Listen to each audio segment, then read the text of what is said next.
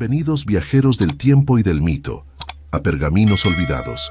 Soy Tomás y hoy te acompañaré en una historia que permanece viva en la memoria de los siglos. ¿Alguna vez has sentido el llamado del mar, esa voz profunda que invita a dejarlo todo y perderse entre olas infinitas? Esta es una travesía que te llevará por los orígenes, los misterios y las leyendas de los piratas. Hombres y mujeres que desafiaron imperios, buscaron tesoros y navegaron entre la libertad y la condena.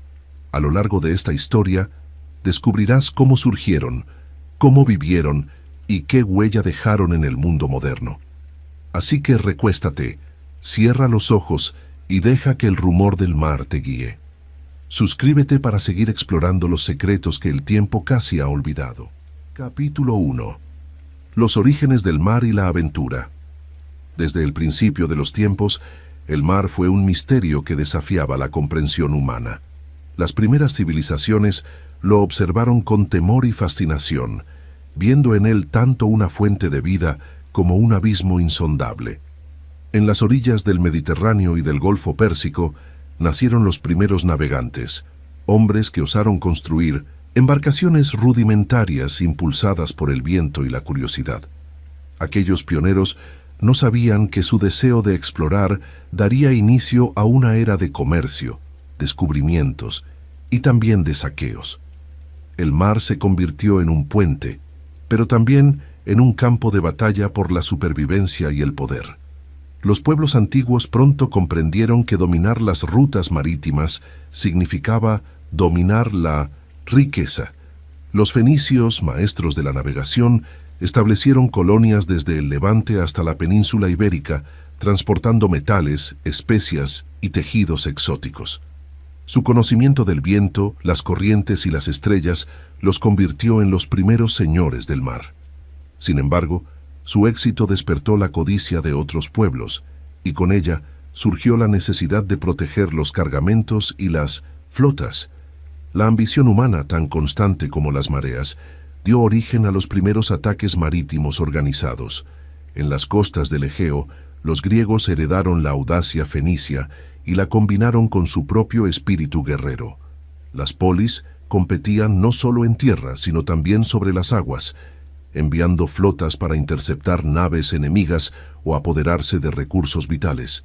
Los llamados ladrones del mar comenzaron a adquirir fama, y algunos reinos incluso los empleaban como mercenarios. Así, la piratería primitiva no era un acto de pura anarquía, sino una extensión de la guerra y del comercio.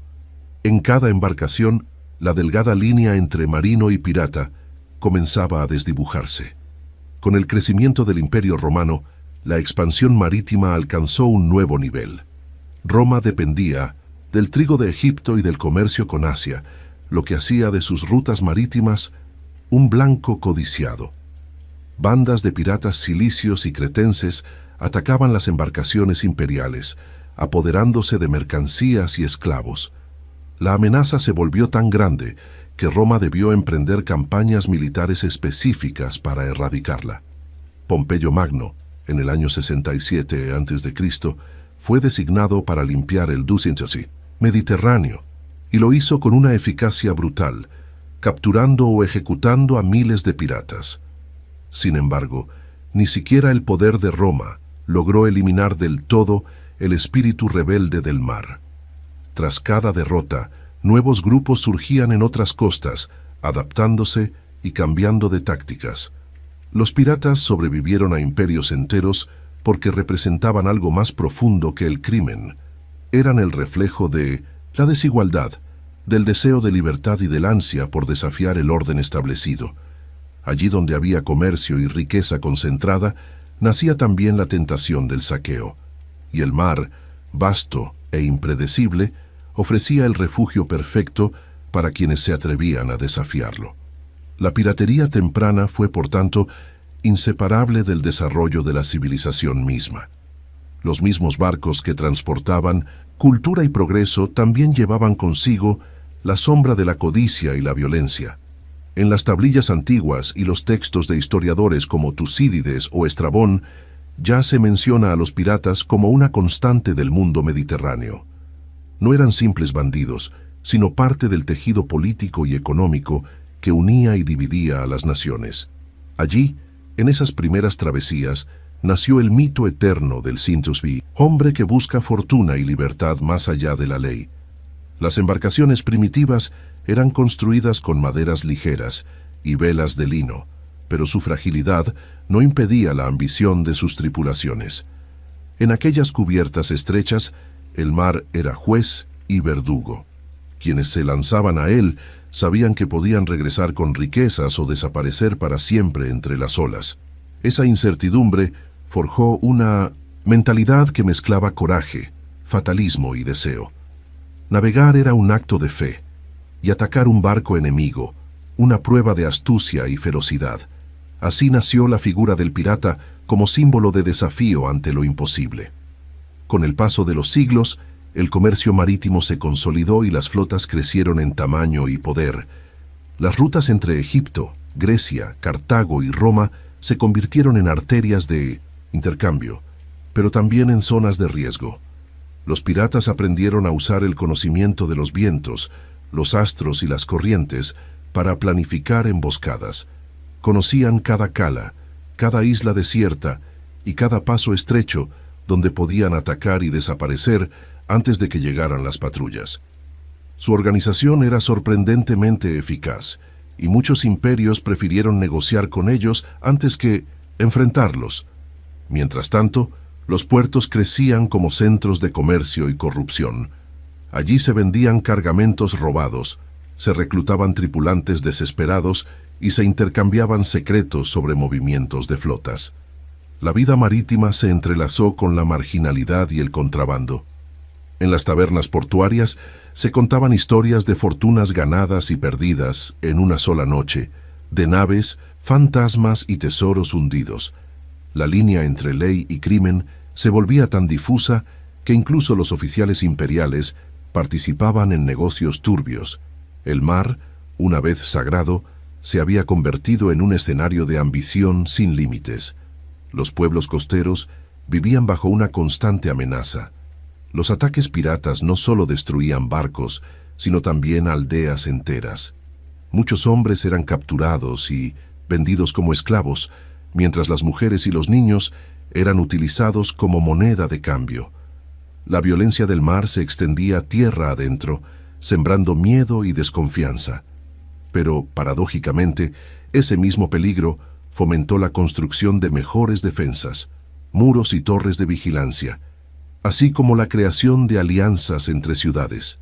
La piratería, sin proponérselo, impulsó la evolución militar y comercial de las naciones antiguas. A medida que las civilizaciones crecían, el mar se convertía en su espejo más fiel. En él se reflejaban sus logros, pero también sus pecados. Los piratas eran tanto causa como consecuencia de los excesos del poder. Los reinos que oprimían a su pueblo generaban desertores, esclavos fugados y aventureros dispuestos a vivir fuera de la ley. Muchos de ellos encontraban en el mar una nueva forma de libertad. No eran santos ni héroes, pero representaban la resistencia ante un orden injusto. En cada ataque había tanto desesperación como rebeldía. La idea del mar como refugio y amenaza coexistía en las mentes de los antiguos. Las historias sobre monstruos marinos y dioses vengativos intentaban explicar la ferocidad de las tormentas y los naufragios. Sin embargo, los verdaderos monstruos eran humanos, corsarios sin bandera, mercenarios del agua dispuestos a cambiar de lealtad por oro. De sus actos nacerían las primeras leyendas que inspirarían siglos después las grandes narraciones piratas. Así, la historia del mar se convirtió también en la historia de la ambición humana. Los fenicios fueron los primeros en construir puertos, fortificados y sistemas de señales para proteger sus rutas. Inventaron métodos de navegación avanzados y cartografía básica, pero sus conocimientos no los salvaron de los ataques. El saqueo marítimo se extendía como una sombra inevitable. Cada civilización que aprendía a comerciar por mar encontraba también su reflejo oscuro. En ese ciclo constante de progreso y destrucción se forjó la identidad del mundo antiguo, donde el océano era tanto aliado como enemigo. Con los siglos la piratería se transformó en un fenómeno social más que militar. Muchos piratas eran campesinos arruinados, soldados sin paga o pueblos desplazados por guerras. El mar se convirtió en su último recurso, su hogar y su condena. No había banderas ni leyes que los protegieran, solo la fuerza de sus brazos y la astucia para sobrevivir. Ese instinto de lucha marcó el inicio de una cultura que sobreviviría a los imperios y renacería en nuevas formas a lo largo de la historia. Cada amanecer sobre el mar antiguo era una promesa y una amenaza. Los barcos partían entre plegarias y despedidas, sabiendo que tal vez no volverían. En las costas las familias esperaban señales de humo o velas en el horizonte. Algunos regresaban con riquezas suficientes para cambiar su destino. Otros quedaban para siempre en el fondo del mar. Así comenzó la historia de los piratas, una epopeya que mezcla gloria y tragedia, donde el deseo de libertad fue más fuerte que el miedo a la muerte. Y en esa dualidad entre aventura y peligro, el espíritu pirata halló su semilla eterna. Desde los fenicios hasta los romanos, desde los pescadores pobres hasta los corsarios contratados, todos compartían un mismo impulso: desafiar al mar y a los hombres que pretendían controlarlo. Esa fuerza indómita sería la que, siglos después, encendería la chispa de la era dorada de la piratería. Pero su origen estaba aquí, en estos primeros navegantes que, sin saberlo, dieron forma al mito que aún resuena en las olas. Capítulo 2. Piratas del Mediterráneo y los corsarios del Imperio. El Mediterráneo fue, durante siglos, el corazón palpitante del comercio y la guerra. En sus aguas convergían las rutas de Europa, África y Asia, y con ellas la ambición de imperios enteros. En ese escenario nacieron los primeros corsarios organizados, marinos que saqueaban bajo bandera y con permiso real.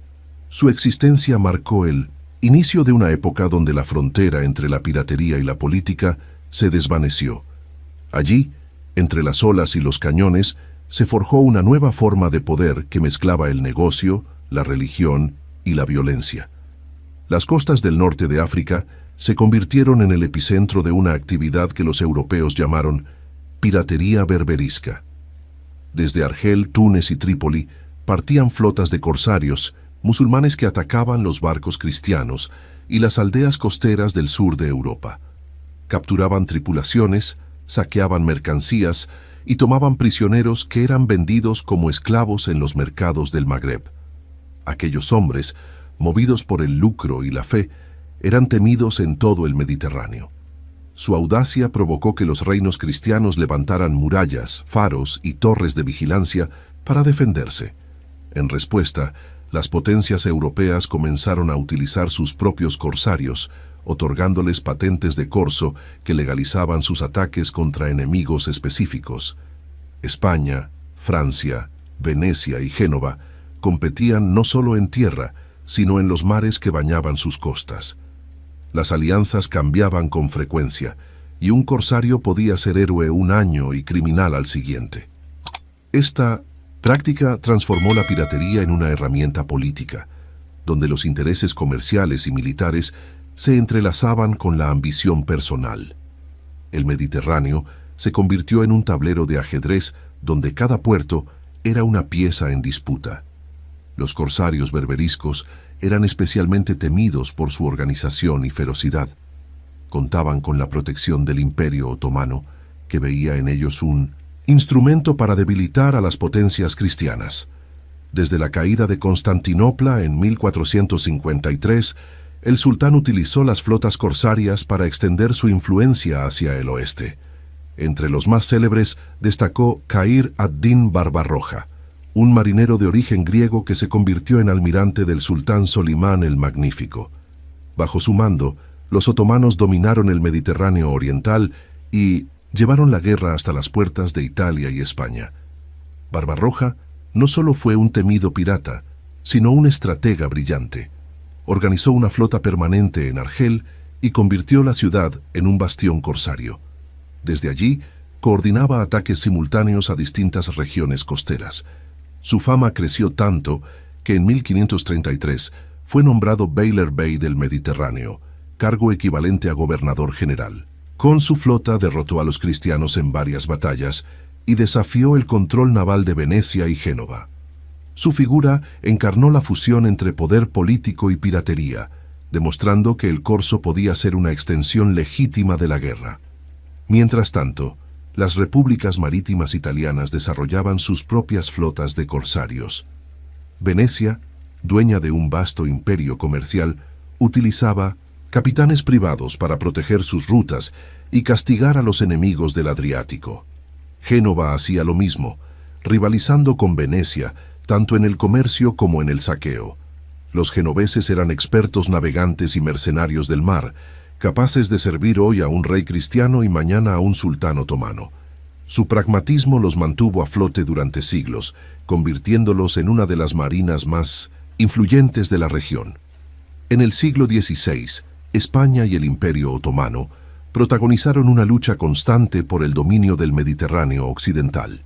Las incursiones corsarias se volvieron diarias y las ciudades costeras de ambos bandos sufrían continuos ataques. Argel y Túnez prosperaban gracias al comercio de esclavos cristianos, mientras Malta y Sicilia se fortalecían como bastiones defensivos de la cristiandad. La Orden de los Caballeros de San Juan, conocida luego como los Caballeros de Malta, se convirtió en la respuesta católica a la piratería islámica, lanzando expediciones de represalia contra los corsarios musulmanes. El enfrentamiento culminó con la Batalla de Lepanto en 1571, una de las mayores contiendas navales de la historia. En ella, la Liga Santa, formada por España, Venecia y el Papado, derrotó a la flota otomana. La victoria fue celebrada como un triunfo de la cristiandad, pero no logró eliminar la piratería. Las costas siguieron siendo inseguras, y los corsarios, musulmanes y cristianos por igual, continuaron sus ataques. El Mediterráneo permaneció dividido entre dos mundos irreconciliables, donde cada incursión era un acto de fe y venganza. Con el paso de los años, el corso se institucionalizó aún más. Reyes y nobles europeos otorgaban licencias a marinos privados para atacar barcos enemigos, lo que les permitía lucrarse sin coste político. En tiempos de paz, esos mismos hombres se convertían en piratas, operando fuera de toda ley. El negocio era demasiado rentable para abandonarlo. Las patentes de corso servían como una excusa legal que disfrazaba el saqueo de patriotismo. Así, la piratería se transformó en una profesión reconocida, protegida por el poder que decía combatirla. El Mediterráneo se llenó de enclaves corsarios donde se comerciaban los botines robados. En Argel y Marsella, los mercados exhibían oro, especias, seda y esclavos. Los intermediarios enriquecían tanto como los marinos, y las autoridades locales cerraban los ojos a cambio de su parte. La corrupción era tan profunda que incluso los obispos y funcionarios participaban en la compraventa de cautivos. En este sistema, la línea entre víctima y verdugo se volvió difusa, y el mar siguió siendo el juez supremo de todos. Los pueblos costeros aprendieron a convivir con el peligro. Muchos se refugiaban tierra adentro, mientras otros se unían a las flotas corsarias para sobrevivir. En algunos casos, las aldeas enteras se transformaron en nidos de piratas. La cultura marinera de estas regiones cambió para siempre, mezclando tradiciones árabes, cristianas y africanas. Las canciones y los relatos de los marineros hablaban de redenciones imposibles, de esclavos liberados y de batallas que terminaban en naufragios. El Mediterráneo se convirtió en un océano de memoria y sangre. A finales del siglo XVII, la influencia otomana comenzó a declinar, y con ella la fuerza de los corsarios musulmanes. Sin embargo, las potencias europeas no abandonaron la práctica del corso. Francia y Gran Bretaña la adaptaron a sus propias guerras, enviando capitanes licenciados a hostigar el comercio enemigo. En los puertos del norte, el corso se transformó en un negocio lucrativo que servía para financiar las campañas coloniales. Aunque el Mediterráneo perdió protagonismo frente al Atlántico, siguió siendo una escuela para generaciones de navegantes y guerreros del mar. El legado de los corsarios del Mediterráneo fue ambivalente. Por un lado, impulsaron el desarrollo de las marinas nacionales y mejoraron las tácticas navales. Por otro, extendieron la violencia y el comercio de Minamomedset, esclavos a niveles sin precedentes. Su historia es la prueba de que la piratería, lejos de ser simple anarquía, fue una forma organizada de poder económico y militar. En sus manos, el mar se convirtió en un campo de batalla que mezclaba fe, ambición y supervivencia. La palabra corsario comenzó a adquirir un tono heroico en la literatura y el arte. Muchos capitanes se presentaban como defensores de su patria, aunque sus actos no diferían de los de un pirata común. Las crónicas los retrataban con nobleza, ocultando la crueldad de sus incursiones. Esa visión romántica, nacida en el Mediterráneo, sobreviviría durante siglos, dando forma al mito del pirata honorable. Pero bajo el brillo de las medallas y las banderas, seguía latiendo la misma esencia salvaje que había nacido miles de años atrás. El Mediterráneo, testigo de imperios y rebeliones, fue la cuna del corso y el espejo de la humanidad en su lucha por el poder. En sus aguas se cruzaron civilizaciones y religiones, y cada ola llevó consigo el eco de una historia sangrienta y fascinante. Los corsarios del imperio dejaron un legado que trascendió fronteras, inspirando las futuras generaciones de piratas que conquistarían los océanos más allá de Gibraltar. Allí donde el mar se abre al Atlántico, comenzaría una nueva era de aventura y saqueo que marcaría la historia del mundo. Capítulo 3. El nacimiento de la piratería atlántica. El descubrimiento de América en 1492 marcó el inicio de una nueva era para el mundo, y con ella, el nacimiento de la piratería atlántica. Los mares dejaron de ser fronteras europeas para convertirse en rutas globales de poder, comercio y ambición. España y Portugal dominaron los primeros siglos de exploración, enviando flotas cargadas de oro, plata y especias desde el Nuevo Mundo hacia Europa.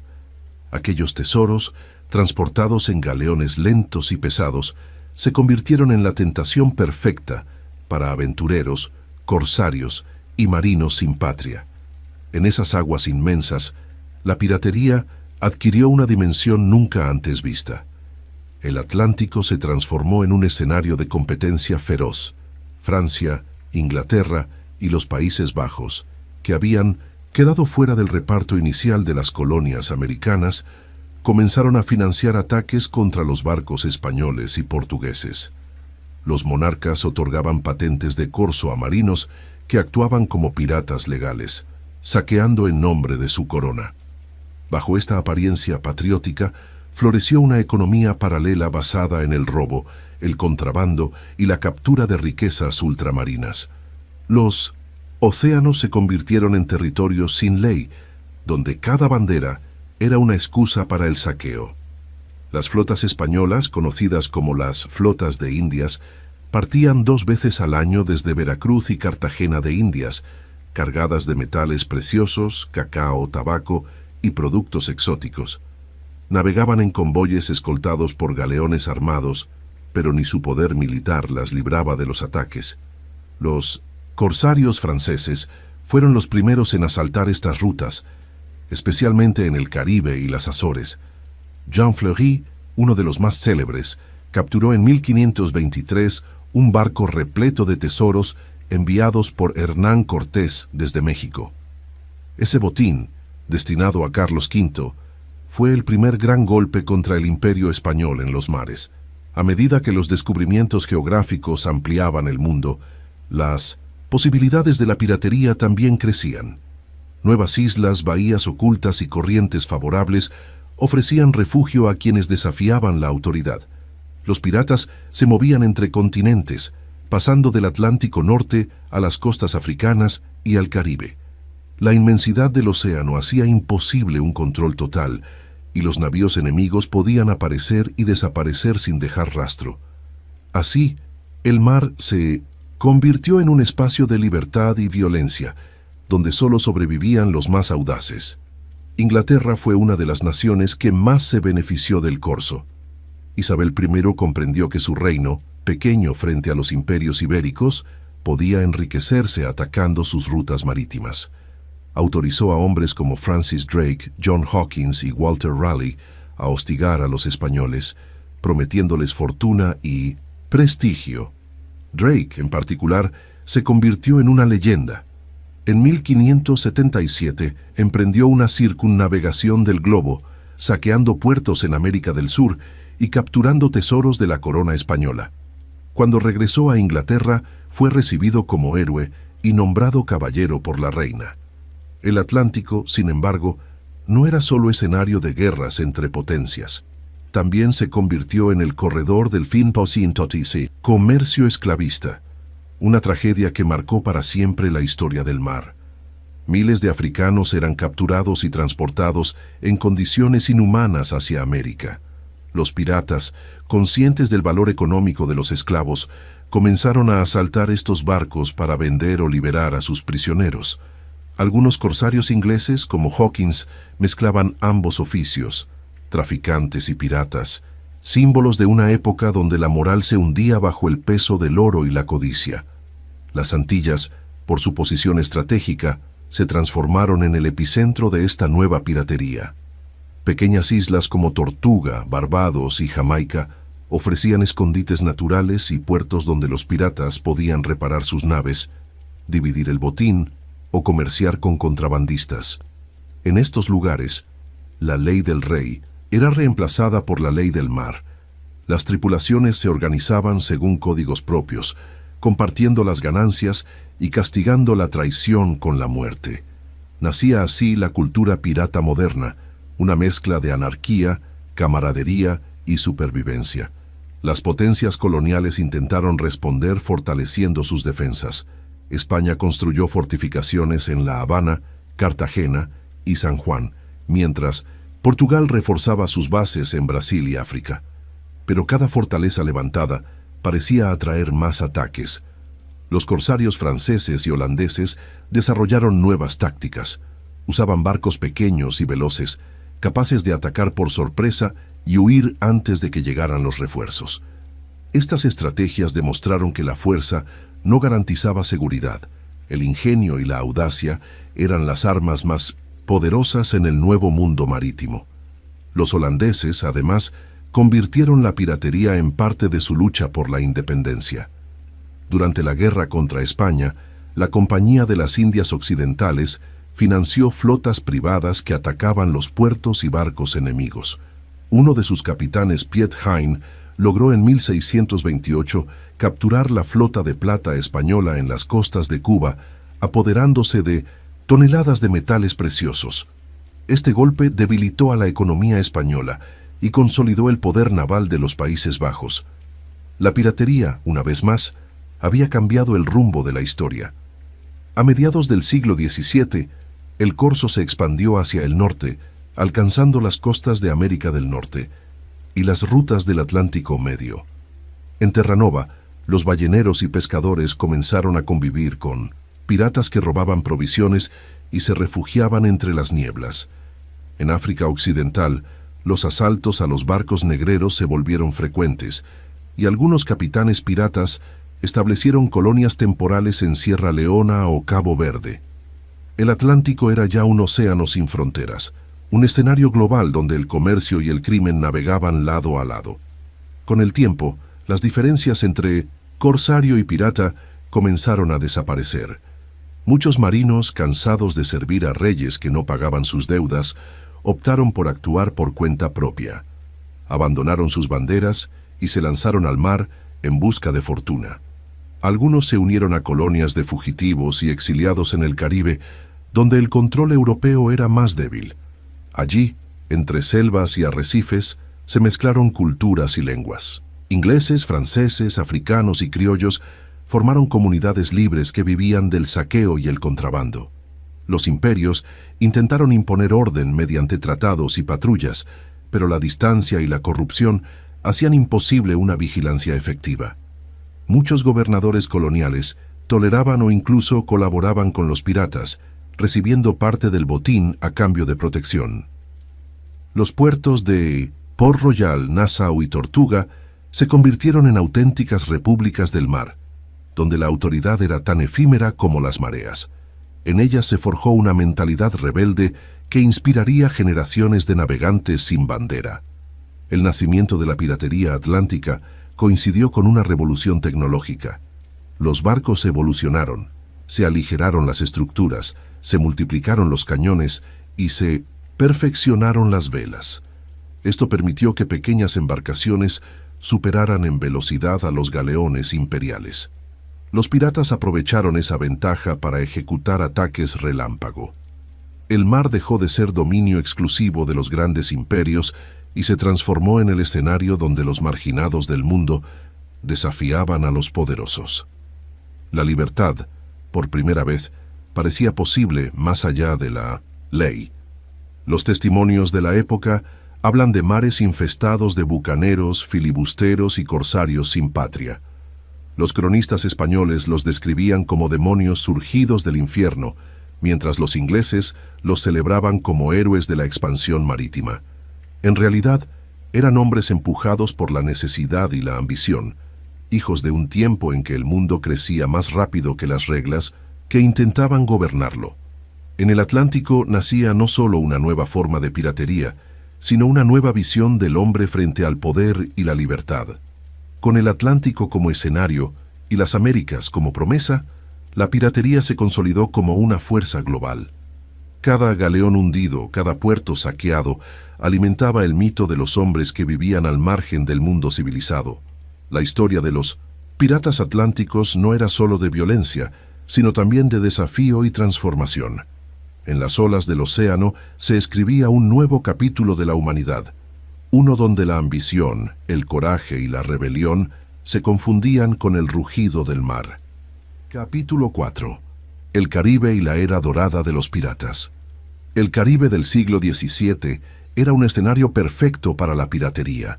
Sus aguas cálidas, sus incontables islas y su posición estratégica entre Europa y América lo convertían en el punto de encuentro de todas las rutas comerciales. Los galeones españoles transportaban oro, plata y especias desde el continente hasta Sevilla, mientras franceses, ingleses y holandeses luchaban por establecer colonias en aquellas tierras recién conquistadas. En medio de esa pugna surgió un nuevo tipo de hombre del mar, el pirata caribeño, un aventurero sin patria que vivía del saqueo, el contrabando y la libertad absoluta. Las potencias europeas mantenían una guerra constante por el control del Caribe. España, con su vasto imperio colonial, se consideraba dueña de la región, pero su dominio era imposible de sostener ante la extensión del territorio y la escasez de recursos para defenderlo. Francia, Inglaterra y Holanda comenzaron a desafiarla, apoyando a corsarios y filibusteros para atacar los barcos españoles. Estos marinos, amparados por patentes reales, saqueaban puertos, capturaban cargamentos y debilitaban la economía del enemigo. Poco a poco el corso se transformó en piratería pura, libre de toda bandera. Las Antillas se convirtieron en refugio para los piratas. Islas como Tortuga, Jamaica, Barbados y Nueva Providencia ofrecían escondites naturales donde los navíos podían repararse y reabastecerse. Tortuga, en particular, se volvió un símbolo de la vida pirata, un pequeño enclave montañoso frente a Haití, lleno de tabernas, burdeles y talleres donde se negociaban tesoros y se reclutaban tripulaciones.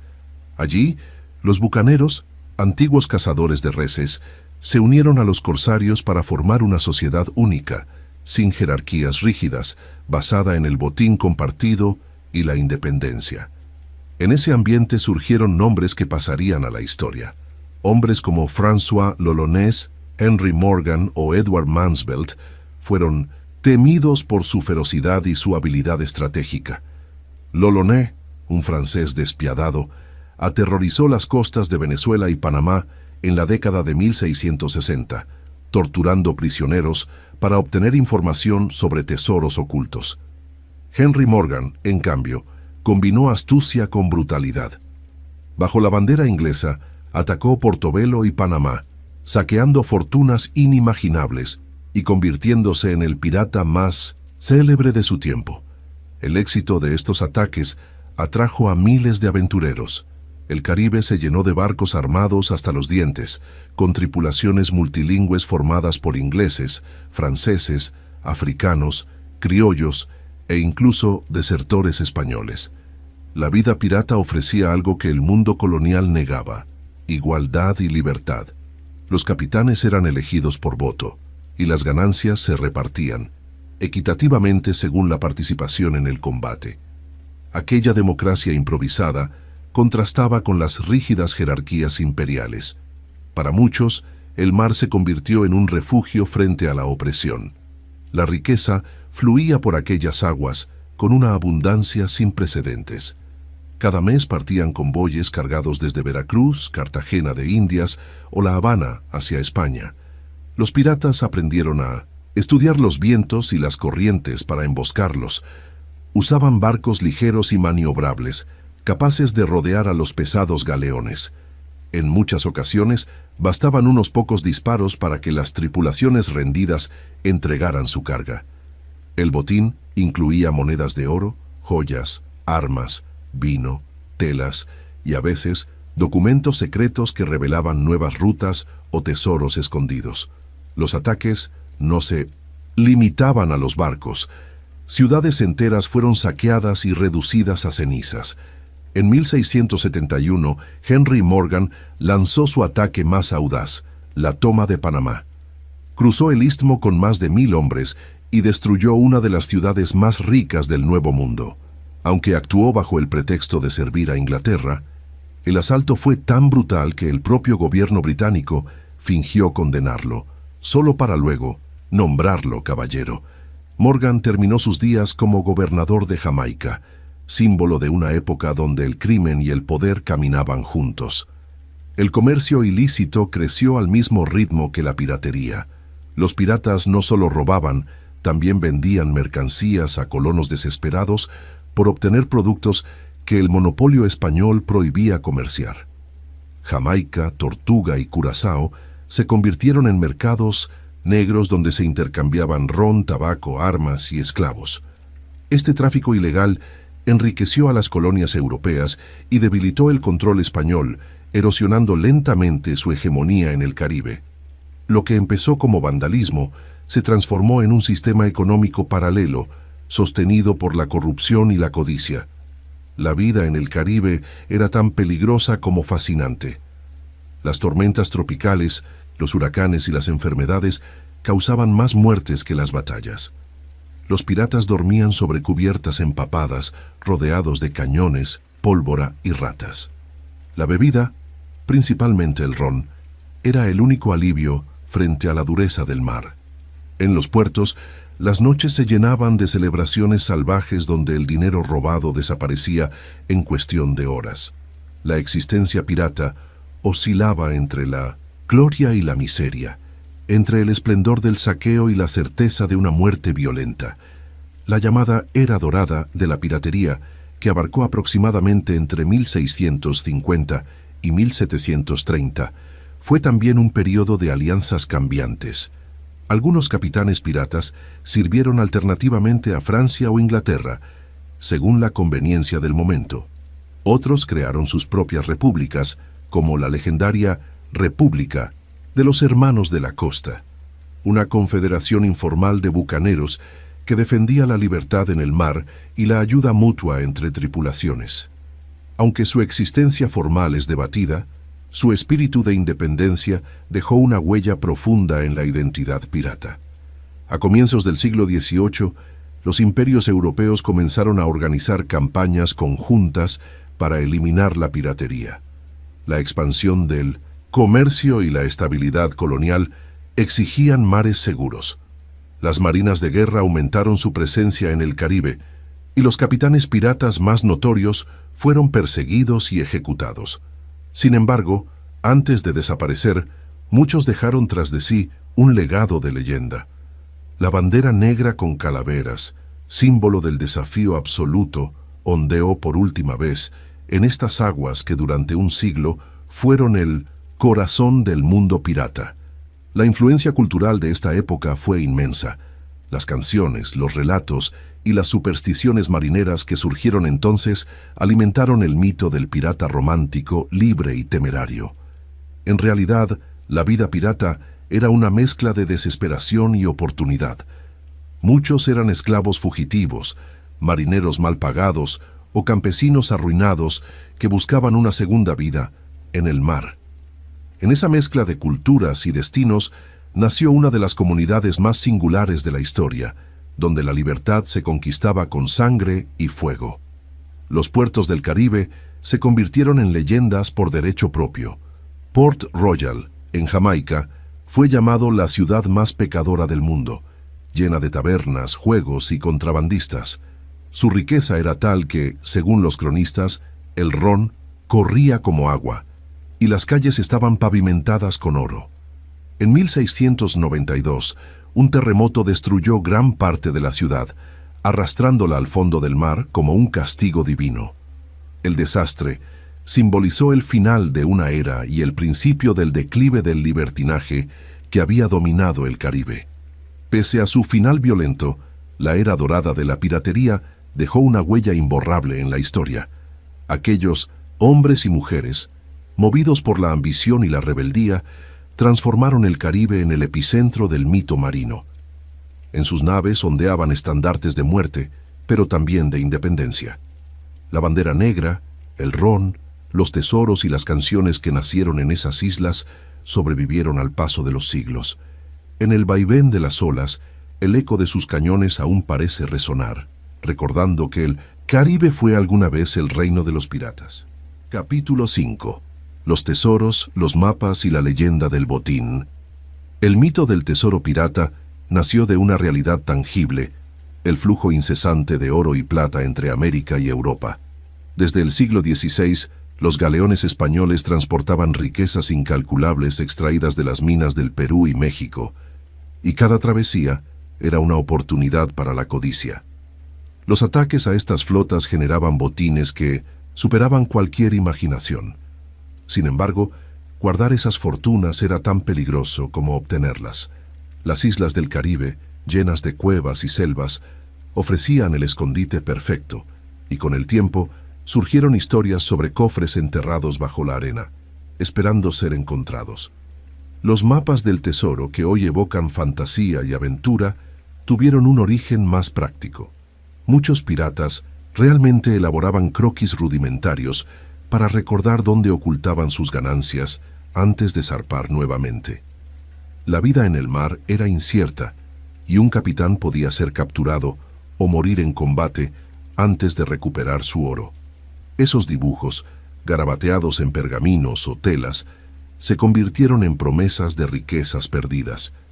Con los años, esos documentos pasaron de ser simples referencias náuticas a objetos de leyenda, buscados por exploradores y soñadores. Uno de los primeros relatos documentados de un tesoro oculto proviene del siglo XVII.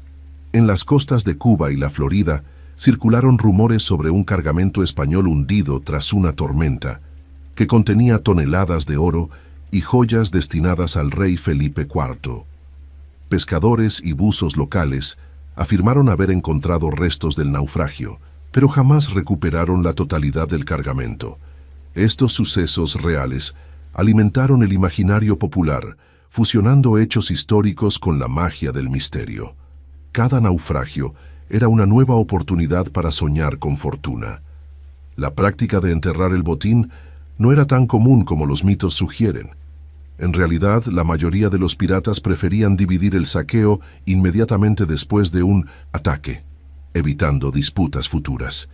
No obstante, algunos capitanes prudentes o desconfiados sí ocultaban parte de su riqueza en lugares secretos.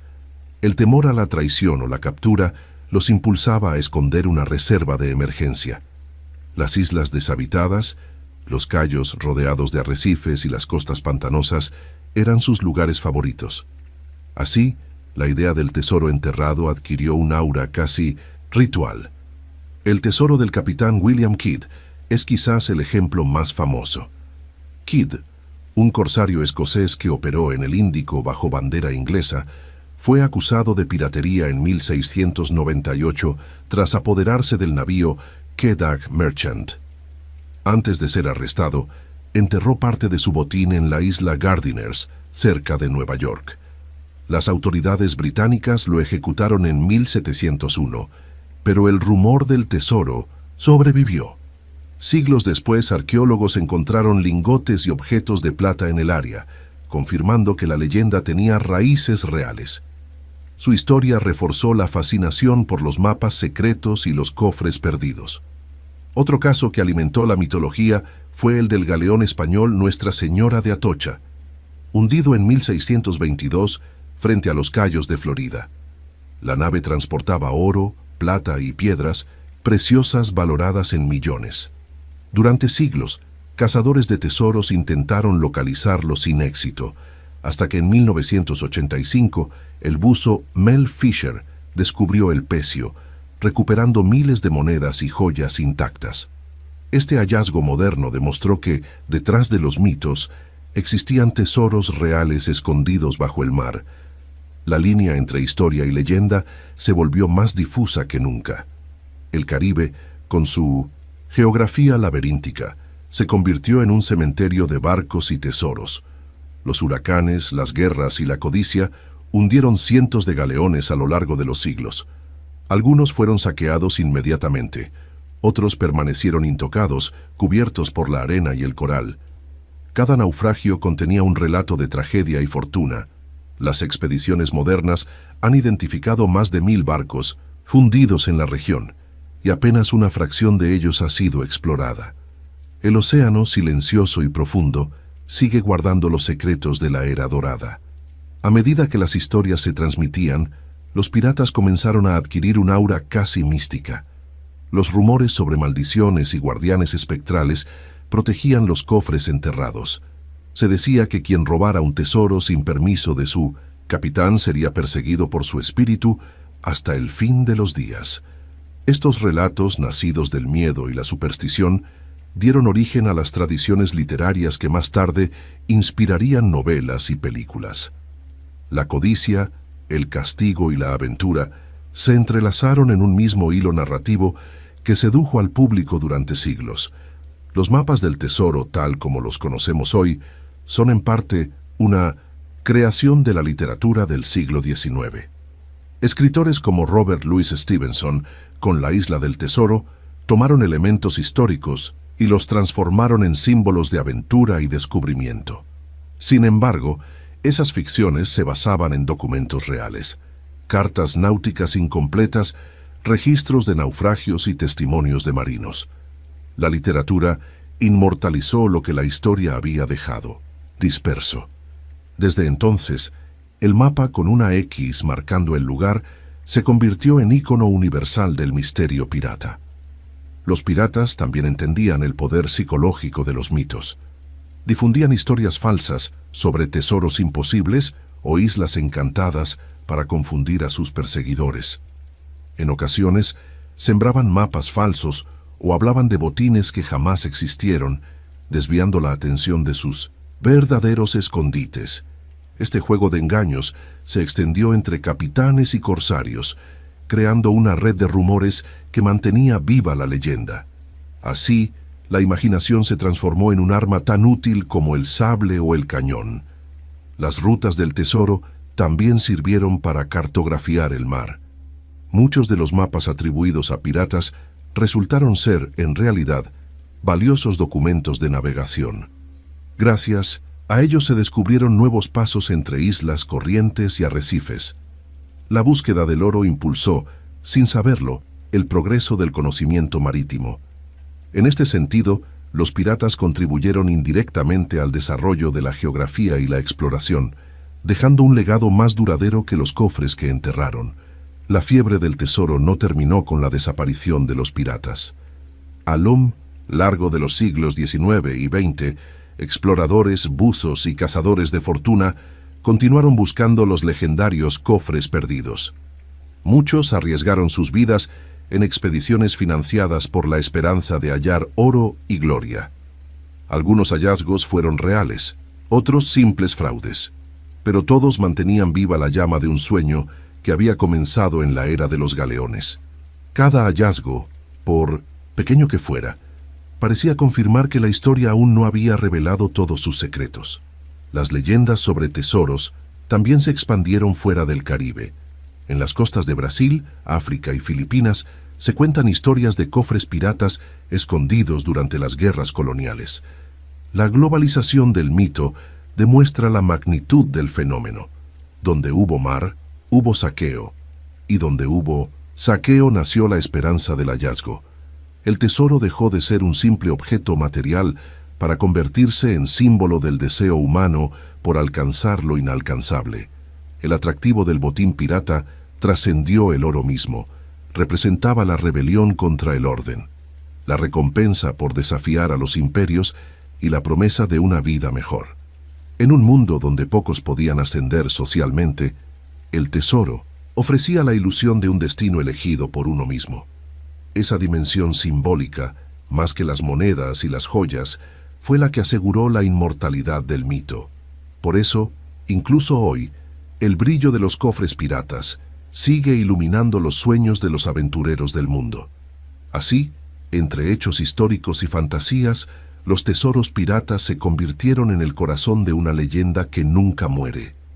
Desde 1908, las playas del Caribe hasta las profundidades del Atlántico, los ecos de los cañones y los susurros de los mapas siguen llamando a quienes buscan más que oro. Buscan misterio, libertad y la emoción de lo desconocido. En cada ola que rompe contra la orilla parece resonar una promesa antigua, que en algún lugar del mundo aún hay un tesoro esperando ser encontrado. Capítulo 6. Capitanes famosos y reinas del mar. En la cúspide de la era dorada de la piratería surgieron nombres que el tiempo jamás logró borrar. Eran figuras temidas y admiradas, hombres y mujeres que desafiaron imperios enteros y grabaron su nombre en la historia con fuego y acero. Entre ellos se encontraban Barbanegra, Henry Morgan, Calico Jack, Anne Bonny y Mary Read, cuyas hazañas mezclaron realidad y leyenda. En cada uno, el mar encontró un reflejo distinto de la ambición, la ferocidad y la búsqueda de libertad. Fueron más que criminales, fueron símbolos de una época donde la vida valía tanto como un disparo de cañón. Edward Teach, conocido como Barbanegra, fue quizás el pirata más temido del Caribe.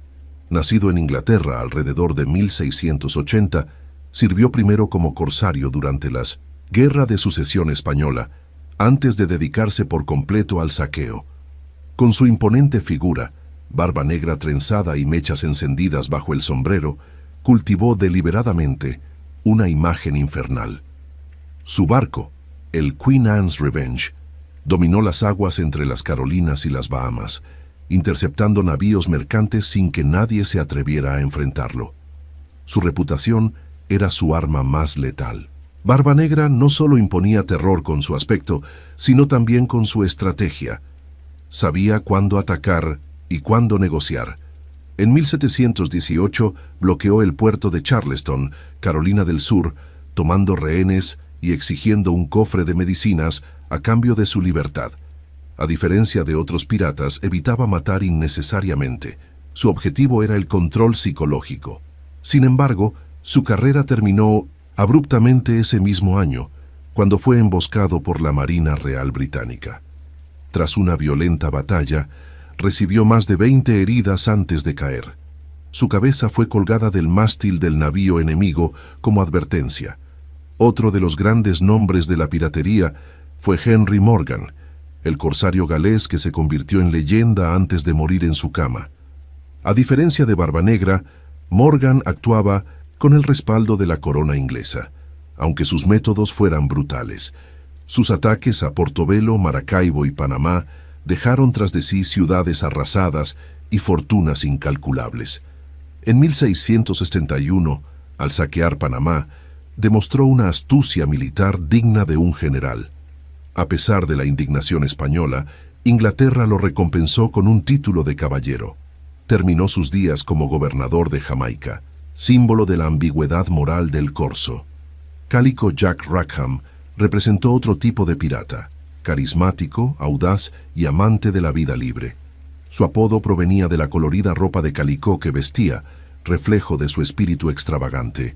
Navegó durante la década de 1710 por el Caribe, evitando enfrentamientos directos y prefiriendo ataques rápidos a barcos desarmados.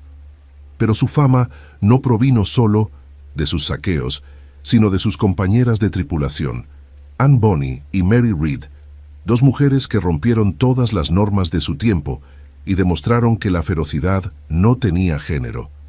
Anne Bonny nació en Irlanda y creció en Carolina del Sur, hija ilegítima de un comerciante. Desde joven mostró un temperamento indomable. Tras enamorarse de un marinero, abandonó su vida acomodada y se unió a los piratas de Rackham. Vestía como hombre, luchaba con sable y pistola, y era temida por su valentía. Se dice que en combate mostraba más coraje que muchos de sus compañeros. Cuando Rackham fue capturado en 1720, Anne lo enfrentó con desprecio, diciéndole que lamentaba verlo morir como un cobarde. Su destino final es incierto. Algunos dicen que fue liberada, otros que desapareció en el anonimato. Mary Read compartió con Anne una historia igualmente fascinante. Nació en Inglaterra y desde niña se disfrazó de hombre para servir en el ejército. Tras años de guerra y decepciones, encontró en la piratería un nuevo propósito. Se unió a la tripulación de Rackham, donde solo Anne conocía su verdadera identidad. En combate era feroz y su habilidad con la espada la hizo legendaria. Fue capturada junto a Anne y condenada a la horca, pero murió en prisión poco después, probablemente de fiebre. Su vida, breve pero intensa, encarnó la libertad que solo el mar podía ofrecer. Más allá de estos nombres célebres, existieron otros capitanes que marcaron época. Charles Vane, por ejemplo, fue conocido por su insubordinación incluso entre piratas, rechazó el perdón ofrecido por la corona británica y siguió atacando sin piedad. Su crueldad lo llevó a perder el respeto de su tripulación, que finalmente lo abandonó. Capturado en Jamaica, fue ejecutado en 1721. Su historia simboliza la del hombre que no supo ceder ante nada, ni siquiera ante su propia perdición. Otro personaje temido fue Edward Lowe, cuyas atrocidades lo convirtieron en leyenda de terror. Entre 1721 y 1724, comandó una flota que saqueó decenas de barcos entre las Azores y el Caribe. A diferencia de Morgan o Barba Negra, no buscaba riqueza, sino venganza. Torturaba prisioneros con crueldad extrema, ganándose la reputación de demonio del mar. Su fin fue incierto. Algunos informes aseguran que fue capturado y ejecutado en Martinica, otros que murió en un motín. Su figura inspiró historias macabras que alimentaron el miedo en 1900 en los puertos del Atlántico. También destacó el francés Jean-David Nau, conocido como François l'Olonnais. Era tan brutal como astuto. Durante la década de 1660, saqueó puertos en el Golfo de Honduras y las costas de Venezuela, sembrando el terror entre los colonos. Su ferocidad era legendaria. Solía ejecutar a sus prisioneros con sus propias manos. Finalmente, fue capturado por indígenas en 1960 en Centroamérica y devorado por ellos, un destino que parecía escrito por el propio mar. Su historia mostró que incluso los más temidos podían ser vencidos por la violencia que habían desatado. En contraste con la brutalidad masculina, también existieron mujeres que gobernaron el mar con inteligencia.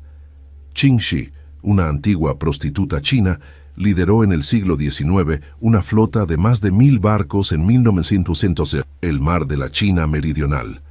Aunque posterior a la era caribeña, su figura ilustra el poder femenino en los océanos. Bajo su mando, los piratas operaban con disciplina militar y un código de conducta estricto. A diferencia de sus pares occidentales, no fue ejecutada ni capturada. Aceptó una amnistía imperial y vivió en paz hasta su muerte. Estos capitanes y reinas del mar no solo marcaron la historia por sus crímenes, sino también por su audacia. Cada uno encarnó una faceta diferente del espíritu pirata: la ambición, la venganza, la libertad o el desafío a la autoridad. Sus nombres se convirtieron en leyenda porque representaron el límite entre el orden y el caos, entre la civilización y la barbarie. En sus naves ondeaban banderas negras que simbolizaban la independencia absoluta, un grito contra los reyes y las leyes de la tierra. El miedo que inspiraban era proporcional a la admiración que despertaban. En los puertos, los marineros contaban historias sobre su astucia y su ferocidad. Los comerciantes los maldecían, pero los niños soñaban con navegar bajo su mando. En ellos se mezclaban el criminal y el héroe, el verdugo y el libertador. Eran, en cierto modo, los primeros rebeldes románticos de la historia moderna. El mar, testigo de sus hazañas, los convirtió en inmortales. Con el paso del tiempo, sus nombres trascendieron la historia y se convirtieron en mitos.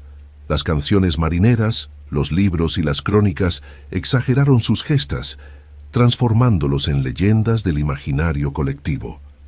Pero detrás de cada relato fabuloso existió un ser humano real, movido por el hambre, la injusticia o la ambición.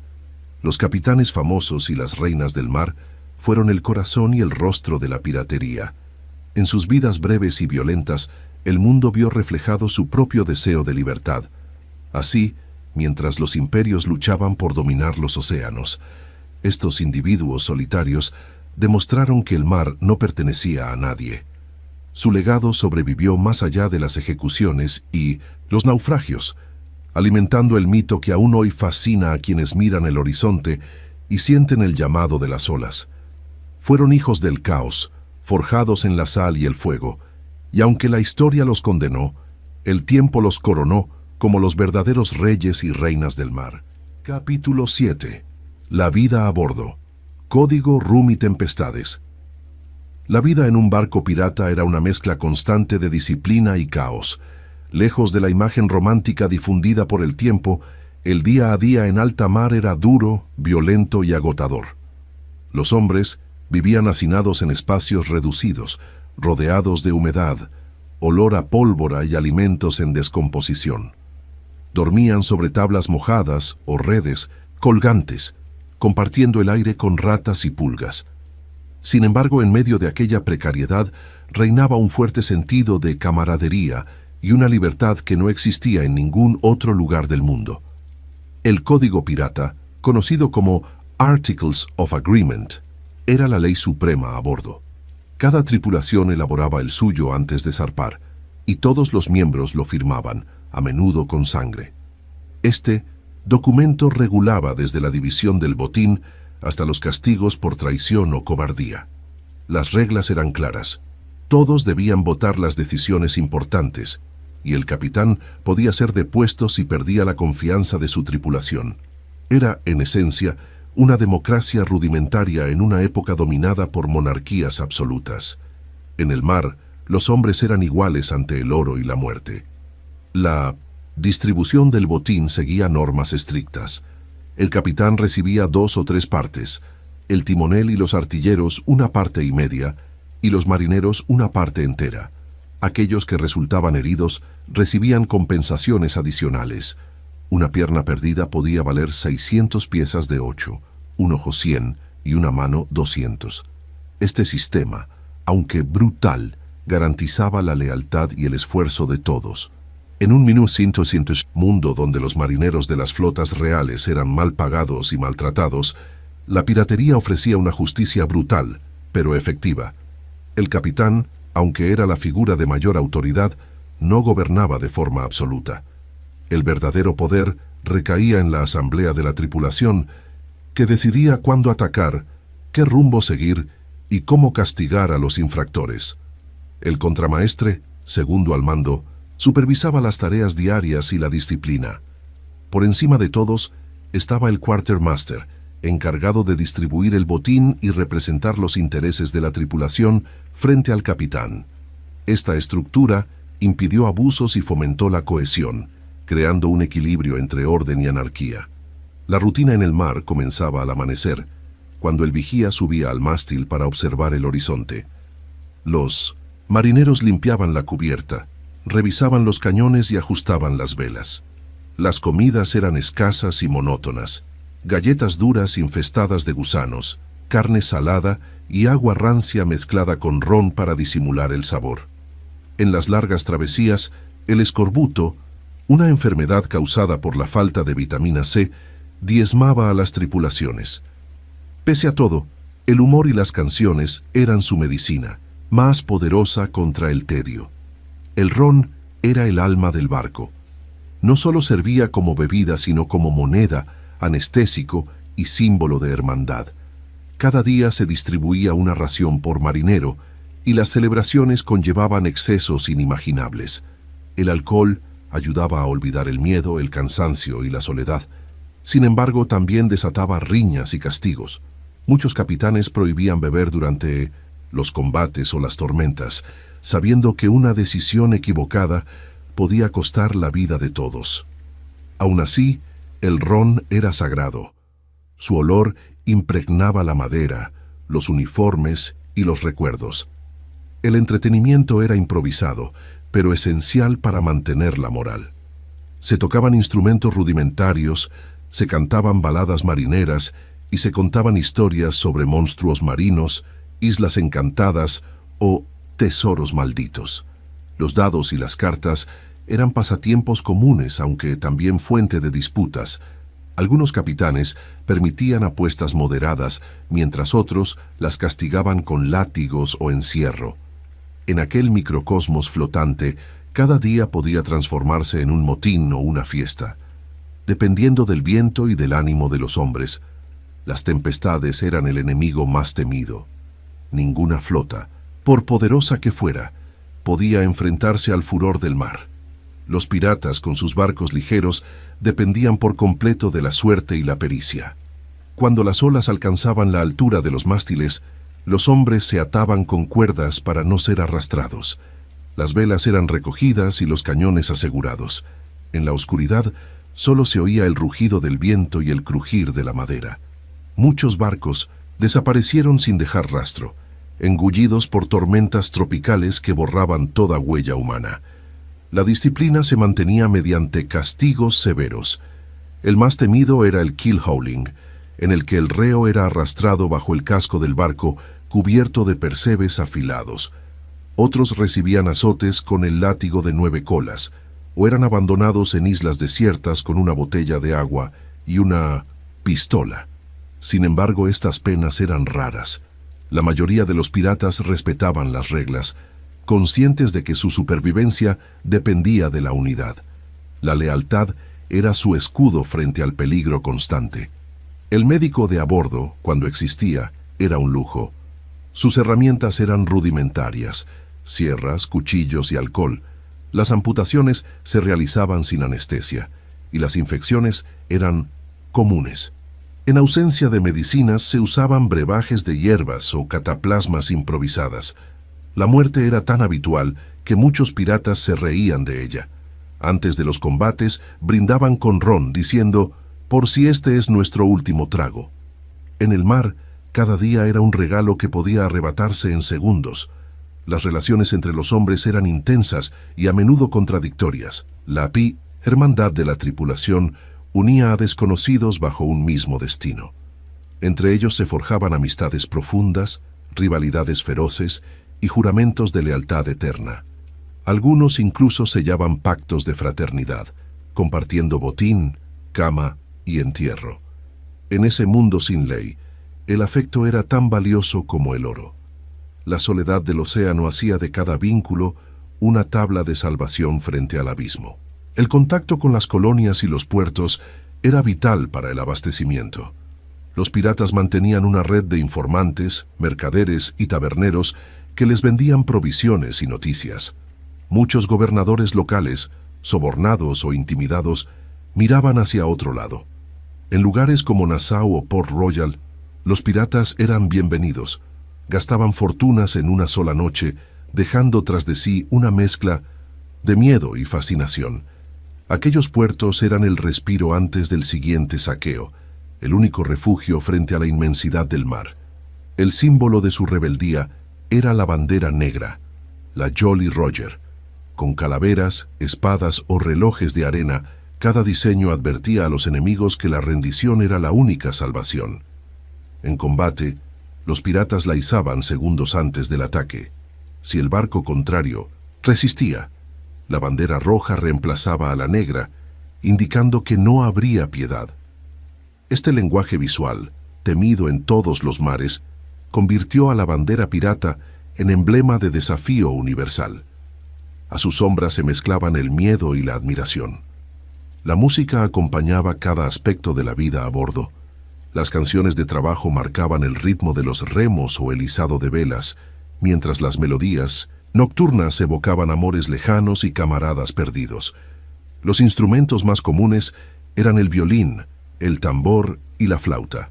Algunas letras, transmitidas oralmente, sobrevivieron siglos, transformándose en baladas marineras que aún hoy resuenan en los puertos del Atlántico. La música era su oración al mar, un recordatorio de que, pese a la violencia, seguían siendo humanos. En los barcos piratas coexistían la crueldad y la esperanza. Aquellos hombres vivían cada amanecer como si fuera el último, celebrando la vida en su forma más salvaje. Su código, su ron y sus canciones crearon una cultura única, nacida del exilio y la resistencia. En medio de las tormentas y los cañones, la tripulación encontraba su sentido de pertenencia. En el vasto océano, donde el poder de los imperios se desvanecía, los piratas descubrieron algo que los reyes nunca tuvieron: la sensación pura e indomable de ser libres. Capítulo 8. El fin de la era pirata y la caza implacable. A comienzos del siglo XVIII, los días de gloria de la piratería comenzaron a desvanecerse. Los imperios europeos, agotados por siglos de guerras, comprendieron que necesitaban estabilidad para mantener su comercio. Inglaterra, Francia, España y Holanda, antes rivales que habían usado corsarios unos contra otros, ahora buscaban proteger sus rutas marítimas. La tolerancia hacia los piratas se transformó en persecución. Los mismos gobiernos que alguna vez los habían financiado empezaron a cazarlos sin piedad. El mar dejó de ser un refugio y se convirtió en una trampa mortal. La causa principal de este cambio fue el crecimiento del comercio global. Las compañías marítimas, como la Compañía Británica de las Indias Orientales, exigían seguridad en los océanos.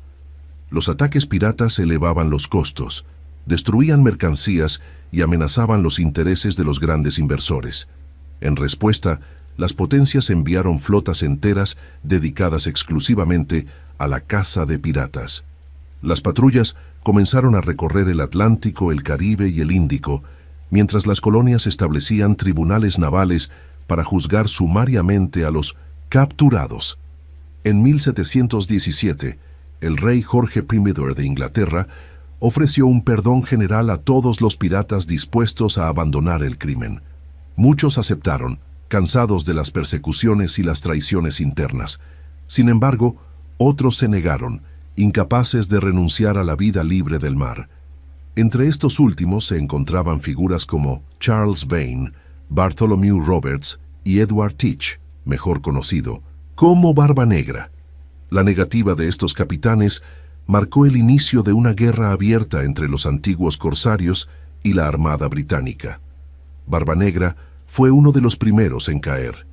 En noviembre de 1718, el teniente Robert Maynard, al mando de 2 barcos británicos, lo enfrentó frente a la isla de Ocracoke, en Carolina del Norte. La batalla fue feroz. Los cañones rugieron durante minutos, interminables, y cuando los británicos abordaron el Queen Anne's Revenge, se desató un combate cuerpo a cuerpo. Barba Negra recibió más de 20 heridas antes de morir. Su cabeza fue colgada del mástil del barco de Maynard como advertencia. Con su caída, el mito del invencible pirata comenzó a desmoronarse. A pesar de la muerte de Barba Negra, la represión no se detuvo. Los años siguientes fueron testigos de una caza sistemática. Las colonias británicas, francesas y españolas cooperaron por primera vez en siglos, compartiendo información y recompensas. Los puertos que antes habían sido refugios, como Nassau, Tortuga o Port Royal, fueron ocupados por tropas. Los piratas capturados eran juzgados públicamente y ejecutados en plazas o muelles, sus cuerpos colgados en jaulas de hierro para que sirvieran de ejemplo. La época del saqueo y la anarquía se apagaba lentamente bajo el peso del poder imperial. Uno de los últimos grandes capitanes fue Bartholomew Roberts, conocido como Black Bart. Entre 1719 y 1722 saqueó más de 400 barcos, desde África hasta el Caribe. Era un hombre disciplinado, contrario a la embriaguez y partidario de un código estricto, pero ni su inteligencia ni su prudencia pudieron salvarlo. En febrero de 1722, frente a las costas de Gabón, fue alcanzado por una bala de cañón británica. Su tripulación, siguiendo sus órdenes, arrojó su cuerpo al mar antes de rendirse. Con su muerte, se cerró simbólicamente el ciclo de los grandes piratas del Atlántico. El fin de la piratería también estuvo marcado por un cambio en la mentalidad social. Los marineros que antes admiraban a los piratas comenzaron a verlos como criminales sin gloria. Los relatos oficiales los retrataban como monstruos que amenazaban el progreso y la civilización. Los gobiernos necesitaban borrar su atractivo y reemplazarlo por la imagen del orden y la ley. En Inglaterra, los periódicos describían con lujo de detalles las ejecuciones, presentándolas como actos de justicia divina. La horca se convirtió en espectáculo público, símbolo de la victoria del imperio sobre el caos. Las ejecuciones más célebres ocurrieron en 1720 y 1721, en Port Royal y Londres. Decenas de hombres fueron colgados el mismo día, bajo la mirada de multitudes que aplaudían y se persignaban. Entre los condenados se encontraban Calico Jack Rackham y su tripulación. Anne Bonny y Mary Red, las únicas mujeres, piratas presentes, lograron evitar la horca al declararse embarazadas. Mary murió poco después en prisión, y el destino de Anne sigue siendo un misterio. Estas escenas marcaron el cierre moral de una era en la que el mar había sido símbolo de desafío y rebeldía. La economía colonial también jugó un papel clave en la extinción de la piratería. Los comerciantes comprendieron que era más rentable cooperar con las coronas que enfrentarlas. Las nuevas rutas comerciales ofrecían oportunidades legítimas de riqueza, y los antiguos piratas encontraron trabajo como marinos mercantes, pescadores o contrabandistas tolerados. La tentación del saqueo fue reemplazada por el pragmatismo. El oro fácil del botín dio paso a la ganancia lenta pero segura del comercio. Así, la piratería murió más por falta de propósito que por los cañones del enemigo. Mientras los océanos se llenaban de patrullas, el Caribe comenzó a transformarse. Las fortalezas de La Habana, Cartagena y San Juan se reforzaron, y los convoyes mercantes viajaban escoltados por fragatas de guerra. Las aguas que antes eran libres se llenaron de banderas imperiales. El mar dejó de ser dominio de los aventureros para convertirse en extensión de los estados. El romanticismo que había rodeado a los piratas se desvaneció, y la realidad mostró lo que siempre había sido: un mundo de violencia, hambre y muerte. La persecución, sin embargo, no se limitó al Caribe. En el Océano Índico, la Compañía de las Indias Orientales emprendió una ofensiva similar. Piratas como Henry Avery y Thomas Tew fueron perseguidos por atacar barcos mogoles cargados de tesoros. Sus acciones provocaron conflictos diplomáticos entre Inglaterra y la India, acelerando su caída. La represión fue tan eficaz que, hacia 1730, apenas quedaban focos aislados de piratería. El mar, antes dominado por hombres libres, estaba nuevamente bajo el control de los imperios. Paradójicamente, la brutalidad de la represión fortaleció la leyenda. Los cuentos sobre Barba Negra, Morgan o Roberts comenzaron a circular en tabernas y mercados. Los marineros, aunque temerosos, seguían relatando sus hazañas con una mezcla de horror y admiración. Los gobiernos intentaron destruir su memoria, pero sin querer la inmortalizaron. Las calaveras, las banderas negras y las canciones de ron sobrevivieron como símbolos de rebeldía frente a la autoridad. El mito había vencido al castigo. La desaparición de los piratas también transformó la relación del hombre con el mar. Lo que antes era una frontera salvaje se convirtió en una ruta ordenada, regulada y controlada por leyes. Las tormentas seguían rugiendo, pero ya no había hombres dispuestos a enfrentarlas fuera de la ley. La aventura se dio paso a la burocracia, y los capitanes se transformaron en comerciantes. En 1900, apenas 2 décadas, el océano pasó de ser un escenario de libertad absoluta a un espejo de la disciplina imperial. A mediados del siglo XVIII, los últimos piratas fueron capturados o asimilados. Algunos se convirtieron en mercenarios al servicio de las potencias europeas en África o Asia. Otros se establecieron en pequeñas islas, viviendo del contrabando o la pesca. Pero el espíritu que los había impulsado no desapareció por completo. En cada puerto persistían rumores de barcos fantasmas, cofres enterrados y marinos que aún desafiaban la ley. El fin histórico de la piratería no fue su muerte simbólica, sino su transformación en leyenda.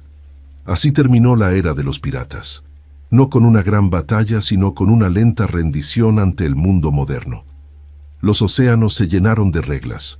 Las banderas negras fueron sustituidas por pabellones nacionales y el sueño de una vida libre se hundió bajo el peso del orden. Sin embargo, el eco de aquellos cañones, el olor del ron y el grito del viento aún resuenan en la memoria del mar. Porque mientras haya hombres que miren el horizonte y sueñen con libertad, los piratas nunca habrán desaparecido del todo. Capítulo 9. Piratas en la cultura y la imaginación popular. Con el paso de los siglos, los piratas pasaron de ser temidos criminales a figuras románticas del imaginario colectivo. La distancia del tiempo suavizó su brutalidad y amplificó su aura de libertad. En una sociedad industrial cada vez más rígida, la imagen del pirata se transformó en la del rebelde que vive sin cadenas, enfrentando al poder y desafiando el destino. La literatura, el teatro y más tarde, el cine convirtieron a estos hombres y mujeres en héroes de ficción, símbolos de aventura y coraje. Así nació la segunda vida de la piratería, la de la leyenda. La primera gran obra que consolidó esta transformación fue A General History of the Pirates, publicada en 1724 bajo el seudónimo de Charles Johnson. Este libro, atribuido a Daniel Defoe, recopiló relatos reales y ficticios sobre los piratas más célebres de la Era Dorada. Su tono mezcla la crónica histórica con el mito, y en sus páginas aparecen personajes como Barba Negra, Anne Bonny y Calico Jack. Johnson los describió con un equilibrio entre crueldad y carisma, despertando tanto temor como fascinación. La obra se convirtió en la base de todas las representaciones posteriores. Durante el siglo XIX, la literatura romántica retomó el mito del pirata y lo envolvió en un halo heroico. Autores como Lord Byron, con su poema The Corsair, 1814, presentaron al pirata como un hombre apasionado, solitario y trágico, más cercano a un antihéroe que a un criminal. Este enfoque reflejaba las ansias de libertad del espíritu romántico, que veía en el mar un refugio frente a las reglas de la sociedad. Desde entonces, el pirata dejó de ser solo un ladrón para convertirse en símbolo de independencia y deseo. Pero la obra que marcaría definitivamente la cultura popular fue La Isla del Tesoro, 1883, de Robert Louis Stevenson. Su protagonista, el joven Jim Hawkins, y su ambiguo enemigo, el carismático Long John Silver, encarnaron la esencia del mito moderno. Stevenson definió los elementos que hoy asociamos al mundo pirata: el mapa con una X, el cofre escondido, el loro sobre el hombro y la pata de palo. Su novela combinó acción, misterio y moralidad, convirtiéndose en el molde de toda ficción posterior sobre los hombres del mar. El cine en el siglo XX amplificó esta imagen romántica. Las películas mudas ya mostraban piratas galantes, pero fue Hollywood quien los inmortalizó. En 1935, El Capitán Blood, protagonizada por Errol Flynn, dio al público un héroe elegante, valiente y seductor. Con su espada y sonrisa desafiante, Flynn redefinió la figura del pirata cinematográfico. Le siguieron El Halcón del Mar, 1940, y La Isla del Tesoro, 1950, consolidando el género de aventuras marítimas. El público amaba a esos forajidos que luchaban por justicia, aunque fuera fuera de la ley. A lo largo del siglo XX, la representación de los piratas se adaptó a los cambios sociales. En tiempos de guerra, encarnaban el valor y la resistencia. En épocas de paz, simbolizaban el deseo de evasión. Las producciones cinematográficas los mostraban enfrentando a tiranos y buscando tesoros imposibles, reflejando las luchas internas del ser humano entre deber y libertad. Con el tiempo, la comedia también encontró en ellos terreno fértil. Películas como Los Piratas del Caribe, 1950, y Yellowbeard, 1983, ridiculizaron la figura tradicional, pero sin destruir su encanto. La revolución llegó en 2003, cuando Disney lanzó Pirates of the Caribbean, The Curse of the Black Pearl. El capitán Jack Sparrow, interpretado por Johnny Depp, se convirtió en el 1900 pirata más emblemático de la era moderna. Su mezcla de locura, astucia y humor resucitó el interés mundial por la piratería. La saga combinó acción, fantasía y romanticismo, devolviendo al género su grandeza y éxito comercial. Aunque ficticia, su influencia fue tan profunda que redefinió la percepción del pirata en el siglo XXI, transformándolo nuevamente en símbolo de libertad excéntrica. Más, allá del cine, los piratas dejaron su huella en la música, la moda y los videojuegos. Bandas de rock y metal adoptaron su estética, con temas inspirados en el mar y la aventura. Canciones como Pirates of the Sea o Yo-Ho, A Pirate's Life for Me, se convirtieron en himnos populares. En la moda, los pañuelos, las botas altas y los abrigos largos pasaron del barco al escenario. Incluso los videojuegos, desde Monkey Island hasta Assassin's Creed IV, Black Flag, revitalizaron la fascinación por la vida en el mar y el espíritu indomable del pirata. El mito también alcanzó la televisión, con series que exploraron su lado oscuro. Black Sails, 2014-2017, una precuela de La Isla del Tesoro, mostró a los piratas como estrategas, políticos y sobrevivientes en un mundo brutal. Lejos del humor de Jack Sparrow, la serie retrató la complejidad de la época, revelando la delgada línea entre libertad y barbarie. Su tono realista y filosófico devolvió a la piratería su dimensión humana, sin perder el magnetismo que siempre la acompañó. En la literatura contemporánea, los piratas continúan inspirando. Escritores modernos reinterpretan sus historias desde perspectivas feministas, históricas o fantásticas. Anne Bonny y Mary Read resurgen como símbolos de emancipación, mientras autores de fantasía reinventan el mar como un escenario de magia y poder. Las novelas gráficas y el manga, especialmente en Japón, han dado nueva vida al arquetipo, siendo One Piece el ejemplo más influyente. Una epopeya donde los piratas buscan sueños más grandes que el oro. La fascinación por los piratas también se debe a su profunda carga simbólica. Representan la rebeldía contra la autoridad, la búsqueda de identidad y la lucha por una vida sin restricciones. En un mundo dominado por reglas, los piratas encarnan el deseo de romperlas. Su existencia, aunque violenta, refleja el anhelo humano de escapar de lo establecido. Por eso, más allá de su contexto histórico, siguen siendo figuras universales de libertad y resistencia.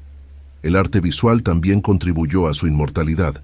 Pintores y grabadores del siglo XIX ilustraron escenas de abordajes, tormentas y tesoros escondidos. Las portadas de novelas y los carteles de cine reprodujeron la bandera negra, la calavera y los cañones como símbolos eternos. En los museos marítimos de Londres, Cartagena y Nassau, las exposiciones sobre piratas atraen a millones de visitantes. Lo que alguna vez fue miedo, hoy es curiosidad.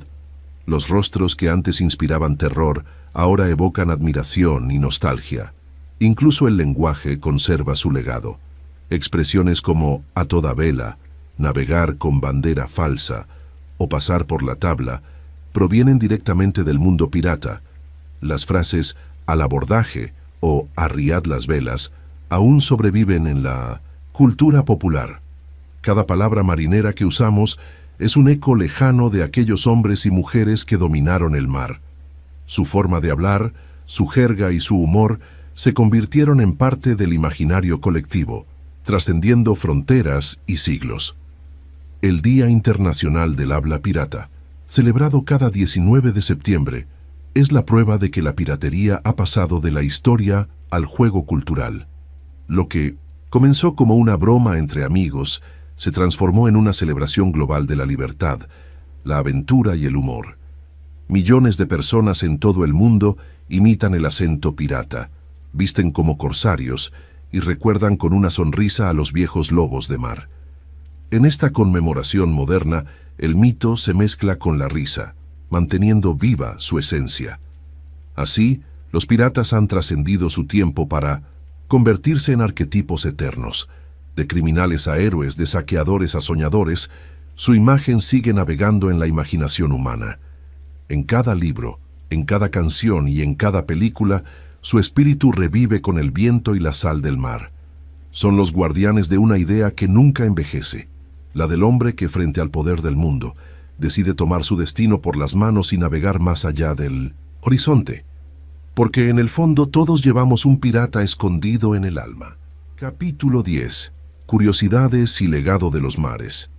A pesar del paso de los siglos, la huella de los piratas sigue viva en innumerables aspectos de la cultura, el lenguaje y las costumbres marítimas. Su influencia no se limita a los libros o películas, sino que impregna expresiones cotidianas, banderas, supersticiones y símbolos que aún se utilizan hoy. Lo que comenzó como una vida de crimen y rebelión se transformó en un fenómeno histórico que sigue fascinando a historiadores, aventureros y soñadores por igual. El mar, testigo de sus hazañas, guarda secretos que nunca se revelaron por completo. Una de las curiosidades más llamativas es el origen de la bandera pirata, la temida Jolly Roger. Su diseño, con la calavera y los huesos cruzados sobre fondo negro, no fue un símbolo universal, sino una adaptación que variaba entre tripulaciones. Algunos capitanes añadían relojes de arena, corazones sangrantes o esqueletos con lanzas para advertir de su ferocidad. El nombre Jolly Roger podría derivar del francés Jolly Rouge, usado por corsarios franceses que ondeaban una bandera roja, símbolo de que no se daría cuartel. Con el tiempo, el negro representó lo mismo, rendición o muerte. Las supersticiones también formaban parte de su vida. Los piratas creían que silbar a bordo atraía tormentas y que las mujeres traían mala suerte, a menos que mostraran más valor que los hombres, como Anne Bonny y Mary Read. Otro temor constante era el del Flying Dutchman, el barco fantasma condenado a vagar eternamente. Se decía que encontrarse con él era presagio de naufragio o perdición. Estas creencias transmitidas oralmente mezclaban religión, paganismo y pura imaginación de marinos que vivían al borde entre la fe y la desesperación. La búsqueda de tesoros escondidos ha sido una de las leyendas más persistentes. Aunque pocos piratas enterraron realmente sus riquezas, la historia de William Kidd alimentó este mito. Antes de ser capturado en 1701, el capitán supuestamente ocultó un cofre en alguna isla del Atlántico. Desde entonces, generaciones de exploradores han intentado hallarlo sin éxito. Otros rumores hablan de tesoros ocultos en el Caribe, en Madagascar o en las costas de Florida. La fascinación por estos misterios mantiene viva la esperanza de encontrar el oro perdido de los piratas. Curiosamente, el lenguaje marinero moderno debe mucho a la jerga pirata. Expresiones como al abordaje, arriad las velas o pasar por la tabla surgieron en ese contexto. También se popularizaron términos como botín, camarote o navegar con bandera falsa. Incluso frases coloquiales como rumbo fijo o a toda vela provienen del habla de aquellos hombres del mar.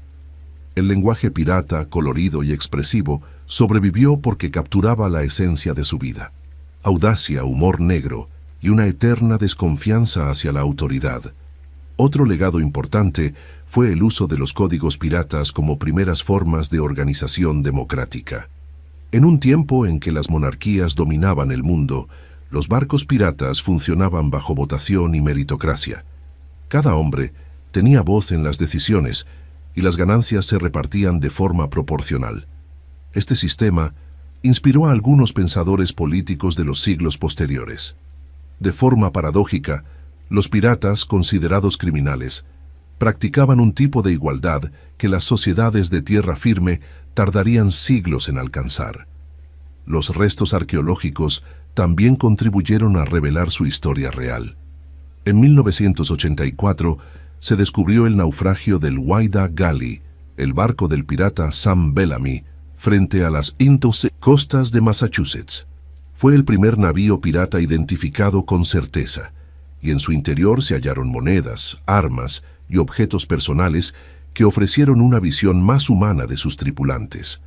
Otros hallazgos, como el del Queen Anne's Revenge de Barbanegra en Carolina del Norte, confirmaron que las leyendas se basaban en hechos tangibles. La arqueología marina dio voz a los muertos del mar. La medicina moderna también debe curiosas aportaciones a los piratas. En su necesidad de sobrevivir, desarrollaron remedios rudimentarios contra el escorbuto y las infecciones. Usaban jugo de limón, vinagre o aguardiente como desinfectantes. Muchos cirujanos navales de la época aprendieron observando a estos hombres improvisar amputaciones y curas con los medios disponibles. Aunque su reputación era sangrienta, su ingenio y conocimiento práctico del cuerpo humano anticiparon algunas prácticas médicas de emergencia. En el ámbito religioso, los piratas mantuvieron una relación ambigua con la fe. Muchos portaban crucifijos o escapularios, pero no dudaban en saquear iglesias y barcos religiosos. Creían en la providencia divina, aunque a su manera. Juraban por Dios antes de un combate y lo maldecían tras una derrota. Algunos capitanes incluso establecieron rituales propios: brindar con ron antes de una batalla o lanzar monedas al mar en honor al espíritu del océano. Su espiritualidad era tan libre y contradictoria como sus vidas. Los animales también jugaron un papel simbólico en su historia. Los loros, por ejemplo, se convirtieron en iconos gracias a su presencia a bordo, ya que eran fáciles de mantener y valían mucho en los mercados. Los gatos, considerados portadores de buena suerte, mantenían a raya las ratas que devoraban las provisiones. Incluso los monos eran mascotas comunes en algunos barcos procedentes de África o América del Sur. Estas criaturas acompañaban las largas travesías y en muchos casos eran lo más cercano a una familia que los piratas conocían. La gastronomía pirata, aunque escasa, también dejó curiosidades. Los alimentos básicos eran carne salada, galletas marineras y ron. Sin embargo, algunos capitanes cultivaban frutas en macetas para prevenir enfermedades. En los puertos caribeños, los piratas adoptaron ingredientes locales como el maíz, la yuca y el coco. Muchos de estos productos se incorporaron a la cocina colonial posterior. Así, de forma inadvertida, la piratería contribuyó al intercambio culinario entre continentes, un legado menos conocido pero igual de duradero. El impacto psicológico del aislamiento y el peligro constante también ha sido objeto de estudio. La vida pirata generaba una mentalidad extrema, hombres endurecidos por la violencia, pero unidos por una fraternidad inquebrantable. La combinación de libertad absoluta y riesgo mortal moldeó personalidades únicas. Los historiadores modernos interpretan este fenómeno como una forma primitiva de resistencia social. En sus propios términos, los piratas vivían fuera del sistema porque el sistema no les ofrecía lugar alguno. El legado pirata no se limita al pasado. Todavía hoy existen comunidades que adoptan su estética como filosofía de vida. Clubes, náuticos, festivales y asociaciones recrean sus costumbres con rigor histórico.